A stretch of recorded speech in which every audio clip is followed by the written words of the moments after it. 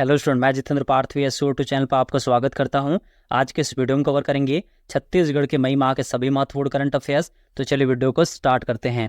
देखिए, सबसे पहला प्रश्न है यहाँ पर, हाल ही में नीति आयोग के द्वारा जारी आकांक्षी जिला ओवरऑल डेल्टा रैंकिंग में बीजापुर को कौन सा स्थान प्राप्त हुआ है। इसमें आपके ऑप्शंस हैं 4, 5, 6 या 7। तो इसका जो सही आंसर होगा यह है आपका ऑप्शन नंबर बी, 5। ठीक है, यानी 5वां स्थान प्राप्त हुआ है बीजापुर जिले को आकांक्षी जिलों की ओवरऑल डेल्टा रैंकिंग में, जो कि नीति आयोग के द्वारा जनवरी 2024 के लिए जारी किया गया था। ये इसलिए महत्वपूर्ण है क्योंकि इससे पहले बीजापुर जिला ओवरऑल डेल्टा रैंकिंग में 59वें स्थान पर था और ये 59वें स्थान से सीधा 5वें स्थान पर आ गया है। साथ ही ध्यान रखिएगा, इस समय भारत में कुल 112 जिले जो है आपका आकांक्षी जिलों के अंतर्गत आते हैं। ठीक है, चलिए आगे देखिए, हाल ही में छत्तीसगढ़ के जागेश्वर यादव को किस क्षेत्र में पद्मश्री से सम्मानित किया गया। इसमें आपके ऑप्शंस हैं कला, चिकित्सा, समाज सेवा या साहित्य। तो इसका जो सही आंसर होगा यह है आपका ऑप्शन नंबर सी, समाज सेवा।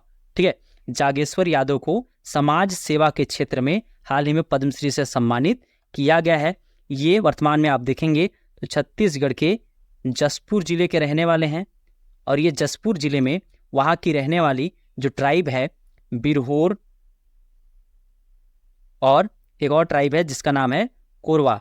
तो बिरहोर और कोरवा जनजाति के उत्थान के लिए काम कर रहे हैं और इसके लिए इनको अभी हाल ही में पद्मश्री से सम्मानित किया गया है। चलिए आगे देखिए, छत्तीसगढ़ राज्य का प्रथम ट्राइबल फ्रीडम फाइटर म्यूजियम कहाँ बनाया जा रहा है। इसमें आपके ऑप्शंस हैं बस्तर, अंबिकापुर, रायपुर या बालोद। तो इसका जो सही आंसर होगा यह है आपका ऑप्शन नंबर सी, रायपुर। ठीक है, छत्तीसगढ़ के रायपुर जिले में आप देखेंगे तो छत्तीसगढ़ का पहला ट्राइबल फ्रीडम फाइटर म्यूजियम बनाया जा रहा है। ये छत्तीसगढ़ के रायपुर के TRTI यानी जो आपका tribal research and training institute है उसके कैंपस में, ये उसके जस्ट सामने बनाया जा रहा है, जिसका नामकरण शहीद वीर नारायण सिंह के नाम पर किया गया है। ठीक है, वीर नारायण सिंह, ध्यान रखिएगा, इसका नामकरण किया गया है Shaheed Veer Narayan Singh tribal freedom fighter museum. ठीक है, चलिए आगे देखिए, छत्तीसगढ़ क्रिकेट प्रीमियर लीग यानी CCPL का ब्रांड एम्बेसडर किसे बनाया गया है।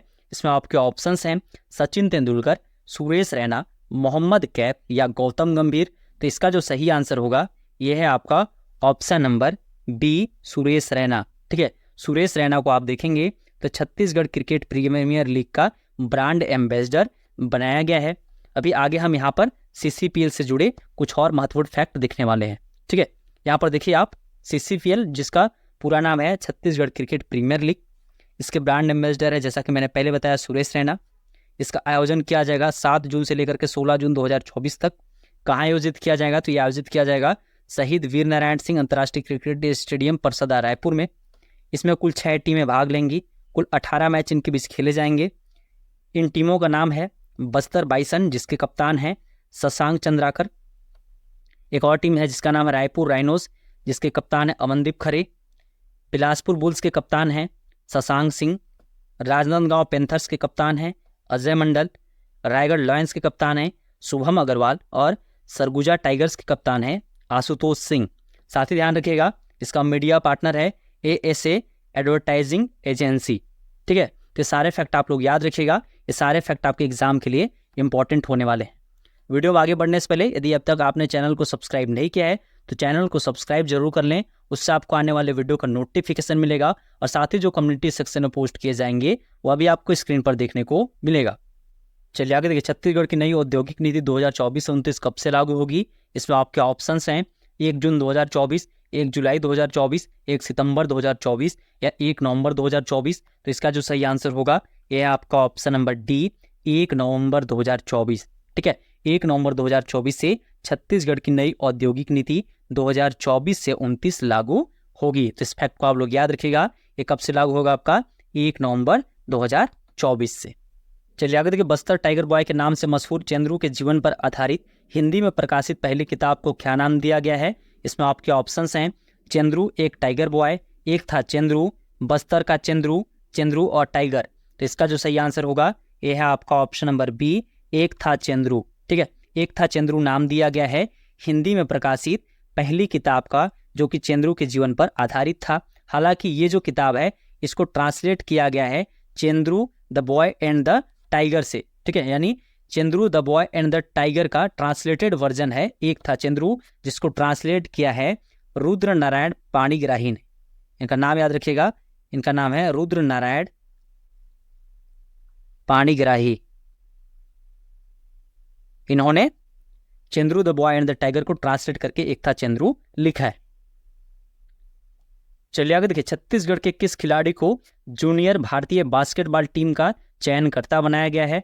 इसमें आपके ऑप्शंस हैं संगीता सिंह, आकर्षी कश्यप, कालवा राधाराव या पूजा निषाद। तो इसका जो सही आंसर होगा यह है आपका ऑप्शन नंबर सी, कालवा राधाराव, ठीक है। कालवा राधाराव को आप देखेंगे तो जूनियर भारतीय बास्केटबॉल टीम का चयनकर्ता बनाया गया है, ये छत्तीसगढ़ की खिलाड़ी हैं, ठीक है।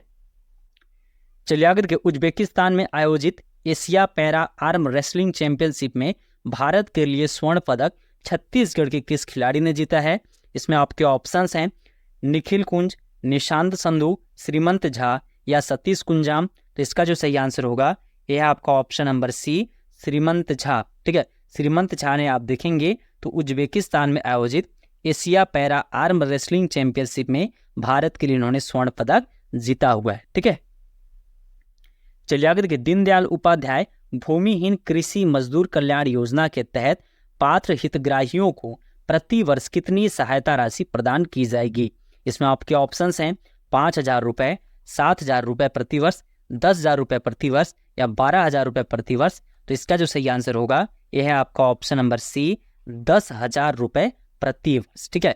यानी आप देखेंगे तो दीनदयाल उपाध्याय भूमिहीन कृषि मजदूर कल्याण योजना के तहत पात्र हितग्राहियों को प्रति वर्ष 10,000 रुपये सरकार के द्वारा प्रदान किया जाएगा और इसके लिए 500 करोड़ रुपए का यहाँ पर इन्होंने प्रावधान भी अपने बजट में किया हुआ है।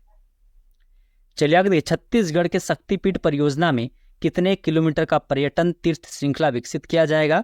इसमें आपके ऑप्शंस हैं 500 किलोमीटर, 700 किलोमीटर, 1000 किलोमीटर या 1200 किलोमीटर। तो इसका जो सही आंसर होगा यह है आपका ऑप्शन नंबर सी, 1000 किलोमीटर, ठीक है।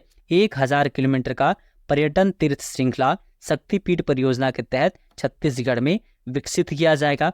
5 शक्तिपीठ परियोजनाओं को आपस में जोड़ के ये 1000 किलोमीटर का तीर्थ श्रृंखला बनाया जाएगा। ये 5 शक्तिपीठ परियोजनाएं कौन कौन से हैं? तो देखिए, बागेश्वरी माता का मंदिर कुदरगढ़, नोट करते जाएगा। माँ महामाया का मंदिर रतनपुर, चंद्रहासिनी मंदिर आपका चंद्रपुर, ठीक है। इसके अलावा आपका माँ बमलेश्वरी का मंदिर डोंगरगढ़ और माँ दंतेश्वरी का मंदिर दंतेवाड़ा। ये 5 ऐसे शक्तिपीठ हैं जिनको शक्तिपीठ परियोजना के तहत जोड़ा गया। मैं फिर से रिपीट कर रहा हूँ, बागेश्वरी माता का मंदिर कुदरगढ़, महामाया मंदिर रतनपुर, चंद्रहासिनी देवी का मंदिर जो आपका नाथलदाई का मंदिर है चंद्रपुर, बागेश्वरी देवी का मंदिर डोंगरगढ़ और माँ दंतेश्वरी का मंदिर दंतेवाड़ा। इनको यहाँ पर शक्तिपीठ परियोजना के तहत विकसित किया जाएगा। चलिए आगे देखिए, छत्तीसगढ़ में औद्योगिक विकास हेतु उद्यमिता केंद्र की स्थापना कहाँ की जाएगी?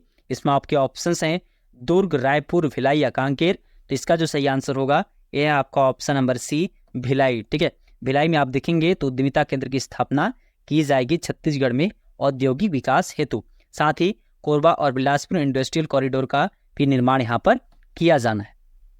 चलिए आगे देखिए, बस्तर दशहरा के आयोजन के लिए सहायता राशि बढ़ाकर कितनी कर दी गई है? इसमें आपके ऑप्शन हैं 15 लाख रुपए, 5 लाख रुपए, 25 लाख रुपए या 50 लाख रुपए। तो इसका जो सही आंसर होगा यह है आपका ऑप्शन नंबर डी, 50 लाख रुपए, ठीक है। आप देखेंगे यहाँ पर तो बस्तर दशहरा के आयोजन के लिए छत्तीसगढ़ सरकार ने यहाँ पर सहायता राशि बढ़ा करके 50 लाख रुपए कर दी गई है। ये इससे पहले 25 लाख रुपए प्रदान किया जाता था। साथ ही देखिए, चित्रकूट मेले के लिए सहायता राशि 10 लाख से बढ़ाकर 25 लाख कर दिया गया है। साथ ही साथ रामाराम मेले के लिए 15 लाख रुपए दिया जाएगा। गुंचा पर्व के लिए 5 लाख रुपए यहाँ पर दिया जाएगा, ठीक है। तो सारे फैक्ट आप लोग याद रखिएगा, ये सारे फैक्ट आपके एग्जाम पे पूछे जा सकते हैं। चलिए आगे देखिए, मुख्यमंत्री खाद्यान्न सुरक्षा योजना के अंतर्गत कितने लाख गरीब परिवारों को निःशुल्क राशन वितरित किया जा रहा है? इसमें आपके ऑप्शंस हैं 67.62 लाख, 62.36 लाख, 69.92 लाख या 76.96 लाख। तो इसका जो सही आंसर होगा यह है आपका ऑप्शन नंबर सी, 69.92 लाख आप देखेंगे यहाँ पर, तो गरीब परिवारों को निःशुल्क राशन का वितरण किया जा रहा है। ठीक है, इसके लिए सरकार ने बजट में 3400 करोड़ रुपए का प्रावधान भी किया हुआ है। चलिए आगे देखिए, छत्तीसगढ़ में खरीफ विपणन सत्र 2023-24 में कुल कितना धान की खरीदी की गई थी। इसमें आपके ऑप्शंस हैं 130 lakh metric ton, 135 lakh metric ton, 140 lakh metric ton या 145 लाख मीट्रिक टन। तो इसका जो सही आंसर होगा यह है आपका option number D, 145 lakh metric ton. ठीक है, आपको पता होगा जो खरीफ विपणन सत्र 2023-24 था उसमें छत्तीसगढ़ में 145 लाख मीट्रिक टन धान की खरीदी की गई है और इसके लिए इन्होंने 24.72 लाख किसानों से ये धान की खरीदी की हुई है और इसके लिए सरकार ने कुल यहाँ पर 28,401 करोड़ रुपए का भुगतान भी किया हुआ है। साथ ही आपको पता होगा कृषक उन्नति योजना के तहत छत्तीसगढ़ में कुल 3100 रुपए प्रति क्विंटल की दर से किसानों के धान का भुगतान किया गया।